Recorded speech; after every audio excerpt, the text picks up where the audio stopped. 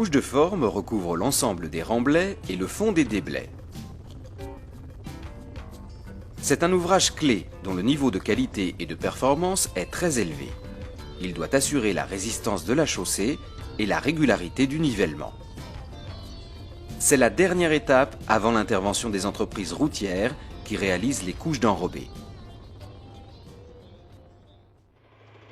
La couche de forme doit permettre d'assurer la protection du remblai contre les intempéries, d'assurer la circulation d'engins routiers sur le chantier en améliorant la portance, de satisfaire les exigences de nivellement, d'assurer le rôle d'enclume pour compacter les couches de chaussée. Voici un remblai. Sa partie supérieure est appelée arase, AR. La couche de forme est posée sur la rase. Sa partie supérieure s'appelle plateforme, PF. La chaussée est mise en œuvre sur la plateforme et comprend en général 3 couches, fondation, base et roulement. Le GTR classe les performances des arases en 4 classes correspondant à des valeurs minimum de portance. AR1 pour une portance de 20 MPa minimum, AR2 pour 50 MPa, AR3 pour 120 MPa et AR4 pour 200 MPa. Pour les performances des plateformes, 4 classes correspondant à des valeurs minimum de portance. PF1 pour 20 MPa, PF2 pour 50 MPa, PF3 pour 120 MPa et PF4 pour 200 MPa. Les classes d'arase et de plateforme sont précisées dans le marché. Elles vont conditionner les performances de la couche de forme. La couche de forme doit supporter les efforts imposés par le trafic routier et les répartir sur la surface de l'arase. Si la dernière couche du remblai, symbolisée ici par un matelas, est faible, la couche de forme, symbolisée ici par une planche, se déforme jusqu'à la rupture. Si cette déformation n'est pas corrigée, des fissures remontent depuis la couche de forme et entraînent la destruction de la chaussée. Le terrassier dispose de 3 améliorations potentielles pour éviter impérativement cette déformation. Il peut améliorer la portance de son arase par un traitement approprié, chaud, substitution du matériau, etc. Cette opération consiste en général à créer une PST, partie supérieure des terrassements. Il peut augmenter l'épaisseur de la couche de forme. Il peut améliorer la résistance de la couche de forme en y incorporant un liant hydraulique, par exemple du ciment.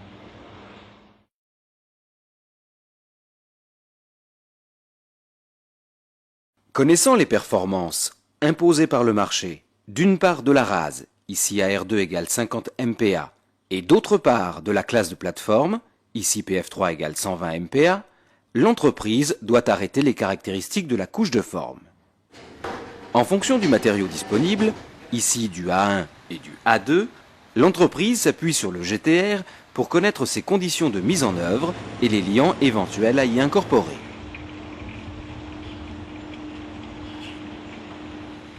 Une série d'essais en laboratoire spécialisé lui permet de connaître la classe mécanique du matériau traité. Elle se définit par sa résistance à la compression et sa résistance à la traction. Ces informations permettent de connaître l'épaisseur à donner à la couche de forme. Ici, pour une classe mécanique 4, une arase AR2 et une plateforme PF3,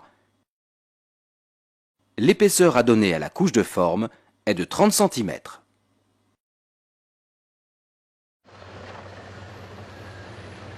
Il existe 2 familles de couches de forme.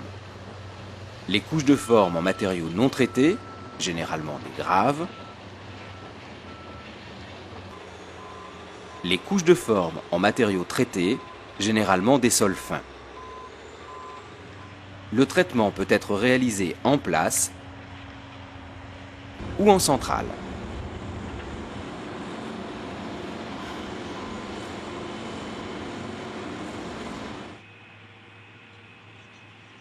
Quel que soit le type de couche de forme, l'un des critères essentiels est la maîtrise de l'épaisseur. Elle dépend du niveau de la rase et de celui de la plateforme. Ici, l'épaisseur est de 40 cm. Le client impose le respect d'une tolérance altimétrique pour la rase et pour la plateforme. Ici, plus ou moins 3 cm pour la rase et plus ou moins 2 cm pour la plateforme. Si la rase se situe en partie haute de la tolérance et la plateforme en partie basse, l'épaisseur de la couche de forme, ici 35 cm, est réduite au minimum de sa résistance. Dans le cas inverse, si la rase se situe en partie basse de la tolérance et la plateforme en limite supérieure, l'épaisseur est de 45 cm. L'entreprise est pénalisée par la mise en œuvre de matériaux supplémentaires. La réception altimétrique de la rase est assurée par le géomètre. Le laboratoire contrôle les portances. La conformité de la rase étant établie, le maître d'œuvre peut lever le point d'arrêt et permettre la réalisation de la couche de forme.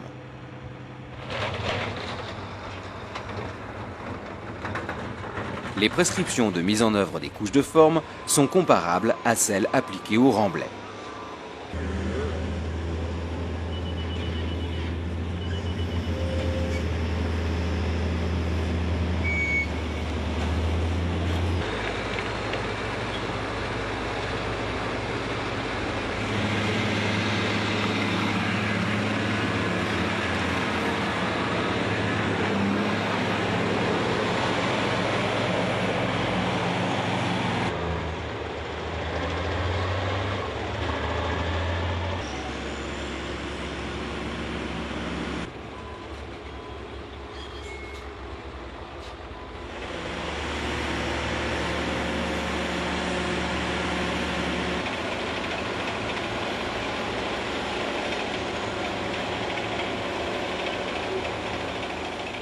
Néanmoins, des précautions supplémentaires sont à prendre.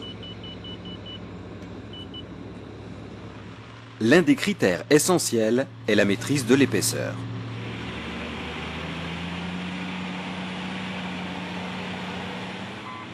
Voici le niveau du matériau foisonné après régalage. Voici le niveau à obtenir après compactage. Le terrassier doit tenir compte du contrefoisonnement dû à l'opération de compactage.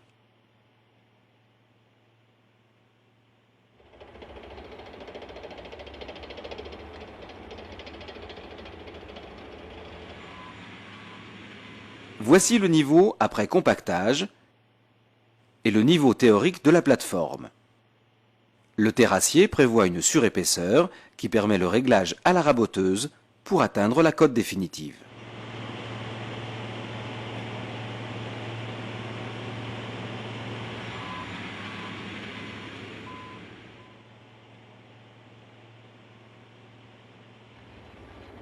Deux techniques de réglage sont pratiquées. Le réglage à la niveleuse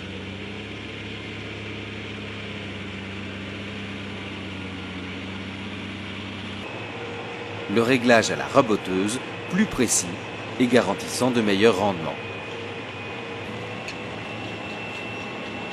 Une raboteuse comprend un tambour, équipé de dents au carbure de tungstène, qui mord dans la surépaisseur compactée.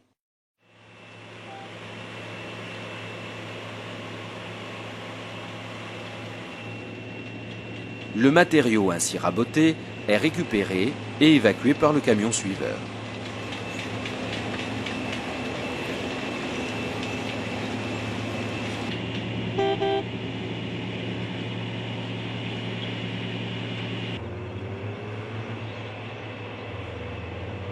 Le tambour est asservi à un système de vérin hydraulique pour maîtriser la hauteur de coupe.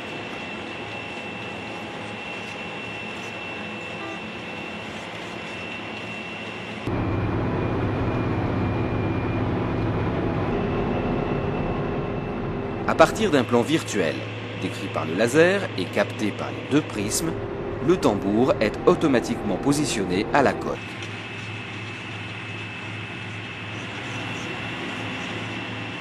D'autres techniques sont possibles, telles que le fil, le GPS ou le théodolite automatique APS. Après réglage, la couche de forme est réceptionnée en nivellement et portance. Après réception, la plateforme est protégée par un enduit bitumineux gravillonné. Celui-ci isole la couche de forme des intempéries et permet le trafic du chantier. Le maître d'œuvre fait passer l'APL pour vérifier la qualité de l'unité de surface et valider la conformité de la couche de forme. À ce stade, le terrassier peut passer le relais à l'entreprise routière et se consacre à ses finitions de fin de chantier.